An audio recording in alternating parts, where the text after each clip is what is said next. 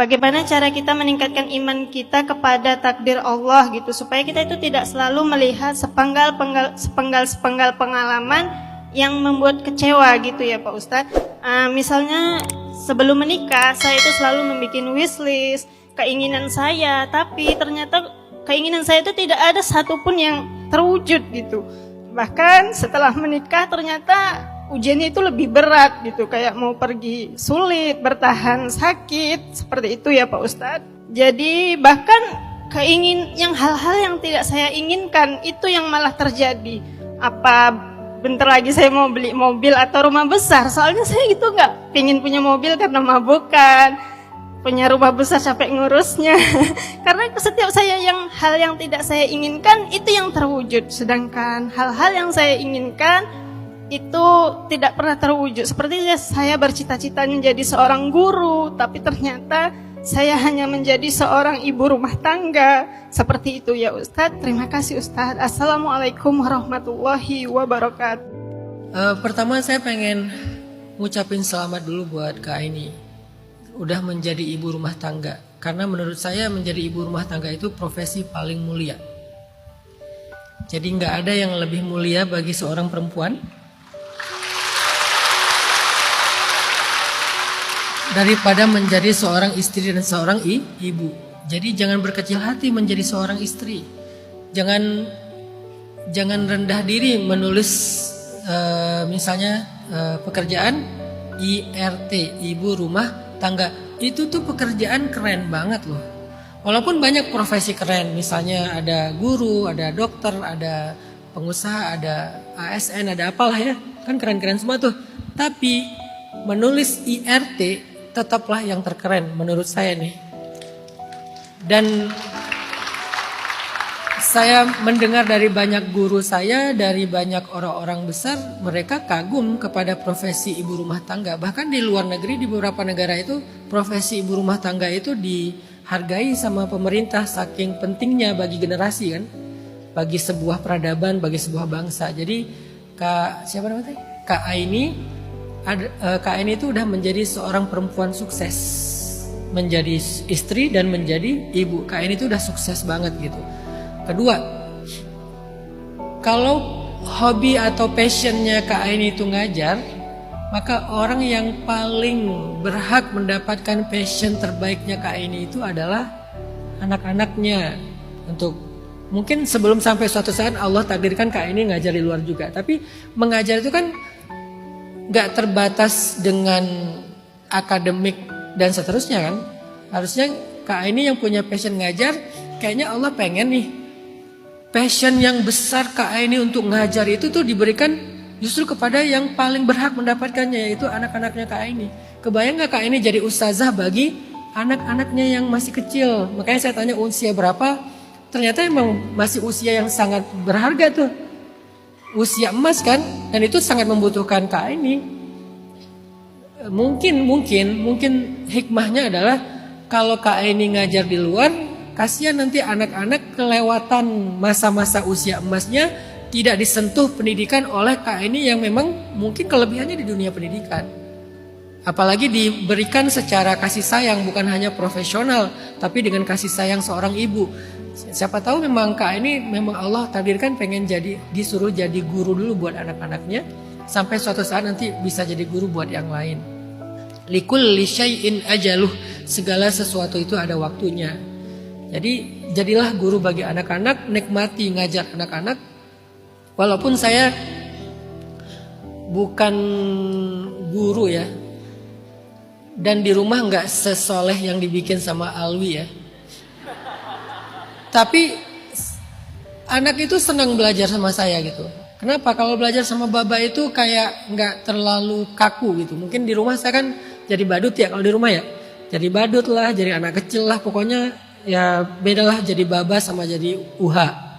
Kalau ini kan lagi jadi uha nih, Allah berfirman, Allahu la ilaha illallah. Lagi jadi uha gitu kan. Tapi kalau lagi jadi baba ya jadi baba, jadi teman. Kalau anaknya gadis jadi badut. Kalau anaknya masih kecil, yang paling kecil aja tuh seneng banget kalau ngajinya sama saya. Kalau saya lagi di rumah, Aku mau ngaji sama bapak, mau ngaji sama bapak. Kenapa? Kalau ngaji sama saya mungkin metodenya walaupun agak berbeda dengan metode istri, sesekali aja. Kalau enggak kan nanti dia bingung ya. Sesekali aja untuk nge-refresh, saya kasih metode yang lebih ringan, yang lebih fun buat dia. Jadi dia nyaman. Di situ saya ngerasa bahagia jadi guru. Saya ngajar di mana-mana dengan bentuknya sharing atau dakwah. Tapi nggak ada yang bikin saya lebih ngerasa meaningful dan berharga tuh daripada ngajar anak. Saya ngajar gini ada ribuan orang yang mendengar, tetap saya merasa berharga, merasa bahagia. Tapi ngajarin satu anak aja, anak sendiri, itu rasanya beda banget. Jauh lebih ngerasa aku jadi ayah yang berharga, aku jadi seorang sosok yang berharga. Gak sia-sia ibu mengandung aku 9 bulan, melahirkan dengan taruhan nyawa. Akhirnya aku bisa ngajar anak, bisa gitu ya. Ternyata itu istimewa kalau kita maknai dengan pemaknaan yang baik gitu. Jadi Kak Aini mungkin untuk saat ini memang Kak Eni disuruh ngajar anak dulu. Yang ketiga, coba sering-sering Kak Eni baca surat Al-Baqarah 216. Itu jawaban dari pertanyaan Kak Eni tadi. Kenapa ya semua yang saya harapkan dalam wishlist hidup saya itu malah gak dapet setelah menikah. Allah bilang di dalam ayat 216 surat Al-Baqarah, wa asa an takrahu syai'an wa huwa khairul lakum wa asa an tuhibbu syai'an wa huwa syarrul lakum wallahu ya'lam wa antum la ta'lamun.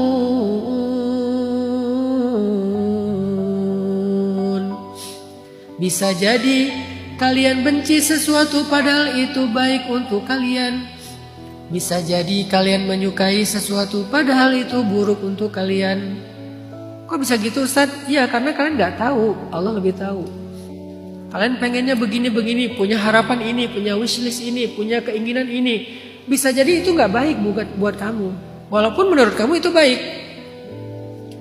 Kenapa jadinya kayak gini? Kenapa malah ngalaminnya ini? Kenapa malah faktanya ini? Mungkin kamu gak suka itu, tapi padahal itu baik buat kamu gitu. Artinya Kak Aini, penggalan-penggalan hidup yang Kak Aini alami hari ini pada suatu saat nanti akan menjadi sebuah gambar jelas tentang rencana baik Allah dalam kehidupan Kak Aini. Mungkin sekarang masih ngerasa gak jelas, sehingga ada rasa kok gini ya, kok gitu ya. Cara untuk menjalaninya belajar memahami surat Al-Baqarah 216. Sehingga dengan 216 kita jadi kayak oh ya udahlah, ikutin dulu aja. Nanti surat Al-Insyirah fa inna ma'al usri yusra, inna ma'al usri yusra. Oh ya udahlah. Nanti surat yang tadi An-Nisa yang apa maunya Allah, ya udahlah. Lama-lama makin jelas, makin jelas, makin jelas. Belajar dengan itu dulu. Yang keempat, jawaban buat Kak Aini. Yang keberapa sih? Yang keempat ya. Salah satu cara bahagia itu kata para ulama adalah belajar ridho. Ridho itu adalah acceptance, penerimaan. Bahasa sederhana kita sekarang ikhlas. Walaupun ikhlas itu sebetulnya babnya harusnya di ibadah ya, tapi udah dipakai di Indonesia. Ikhlas itu artinya nerima. Dalam bahasa Arab yang lebih tepatnya bukan ikhlas tapi ridho namanya. Nah belajar ridho, belajar menerima itu adalah syarat kita berbahagia atau bersyukur. Orang yang susah bersyukur biasanya dia nolak. Kok ini, kok gini, kok dia, kok dan seterusnya. Ketika kita menolak sebuah anugerah dalam hidup kita, kita gak akan pernah melihat kebaikan di dalam anugerah itu. Belajarlah menerima dulu. Udah terima Ustadz, tapi saya belum. Coba belajar menerima ini kan gak sekali ya. Kita latih lagi menerima. Karena sebetulnya bisa jadi yang terjadi dalam hidup kita itu anugerah. Cuman kita gak ngelihat sisi anugerahnya tertutup oleh keinginan-keinginan yang disebut dengan istilah hawa nafsu. Karena saya pengen ini, jadi ini gak jadi apa-apa. Yang kita lihat itu kan apa yang kita pengenin. Sehingga yang ada di samping kita itu gak kelihatan gitu maksudnya. Padahal yang ada di samping kita itu kebaikan, cuman nggak kelihatan gara-gara kita nggak ngelihat itu. Kita ngelihatnya yang di sana. Kita ngelihat semua harapan-harapan kita, sehingga kebaikan yang ada di sisi kita, bahkan dalam kehidupan kita, nggak kelihatan.